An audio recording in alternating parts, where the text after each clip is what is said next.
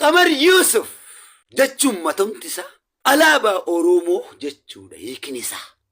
Qamar Yuusuf wallisaa osoo hin taane barsiisaadha. Qamar Yuusuf daansara osoo hin taane qabsaa'aadha.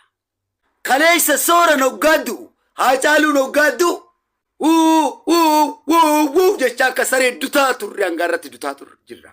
Du'aa keenya faarsinee jiraa keenya maqaa xureessuun nuti saayikolojiin keenya sirriidhaa fi beekumsa ittiin amantaa. Dubbadhuka maali du'aa faarsanii jiraa xiqqeessuun? Hayi nuti ummata gaafa du'e wal jaalannu ka gaafa jiru wal jibbu jechuudha deebiinsaa gabaabaadha. Arraan tana alaabaa Oromoo san Qamar dhiisi. Gammachuu ayyaana alaabaa qabaddu jetteen hin qabatu arra. Daawwit Ibsaa alaabaa qabaddu jetteen irraa baqatan qabatu. Mararaa guddinaan qabatu Qamar dhiisi. Jawaar hin qabatu.